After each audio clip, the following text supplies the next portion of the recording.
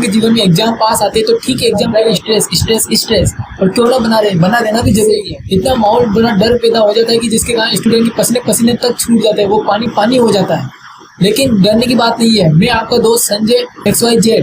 आज मैं आपसे बस इतनी रिक्वेस्ट करने वाला हूँ कि आप मेरा वीडियो का अंत तक बने रहे, क्योंकि मुझे पता है आपको ना तो मेरी आवाज़ पसंद है, ना ही मेरी बातें पसंद है, ना ही मेरा वीडियो पसंद है। फिर भी मैं चाहता हूँ कि आप मेरे साथ इस वीडियो में बने रहें,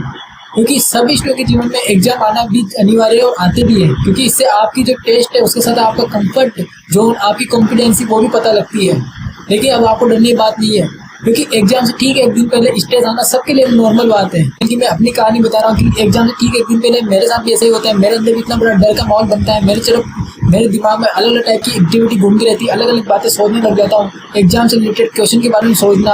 और थिंकिंग तक करना, ये सब मेरे साथ भी होता रहता है।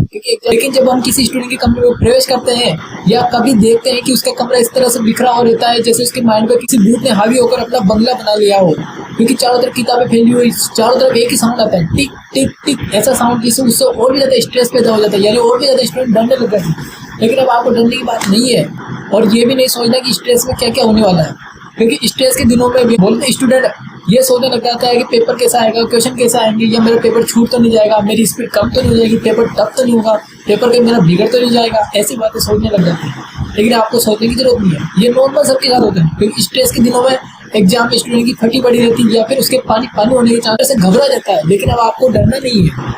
क्योंकि इस दिनों में सबसे बड़ी बात होती है कि आपको सबसे पहले अपना जो माइंड है उसको सबसे पहले बिल्कुल डाइवर्ट कर देना है, बिल्कुल ही अपने माइंड को बिल्कुल डाइवर्ट कर देना है, ताकि उससे आपके माइंड में जो सिग्नल है वो कुछ भी ना मिले, जो आपकी और एक्टिविटी वो भी ना मिले, क्योंकि इन सब का कारण कुछ और नहीं बल्कि आपकी और थिंकिंग है। जब मेमोरी में किसी प्रकार का कोई भी कंडीशन वाली प्रॉब्लम आती है तो उसको वही चीजें जानकर वापस सुनाई देती कि जैसे कि कोई चीज हमारे को देखने को मिल रही है, और ऐसे ही आपके साथ होता है। और इसी ओवर थिंकिंग को आप अपना स्ट्रेस का डर बताते हो, लेकिन वास्तव में ये ओवर थिंकिंग है, इसलिए आप इसे जितना हो सके बंद कर दो। ओवर थिंकिंग को बंद करने का एक उपाय है कि आप बार बार सोचना बंद करो, जितना हो सके अपने एग्जाम की तरफ अपनी जो जागरूकता है उसको बनाए रखो, क्योंकि जो कहना है कि जैसे मैंने साल में जो मेहनत की वो मैं करके दिखाऊंगा, अब आगे मुझे कोई नया टॉपिक नहीं छेड़ना है, ओवर थिंकिंग नहीं करनी है। अब जब भी कभी आपको डर लगे तो आप थोड़ी देर माइंड को रिलैक्स दीजिए और कहीं गाने सुनिए, जो भी कर सकते हैं आप उसी एक्टिविटी करिए और अपना माइंड को फ्रेश कीजिए,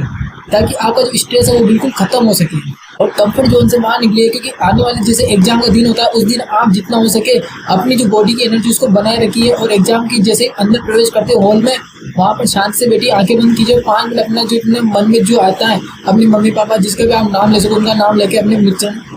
अपने मन को एकदम कंट्रोल कीजिए और एग्जाम अच्छे से दीजिए। स्पीड की आपको कोई टेंशन नहीं है, आराम से दे सकते।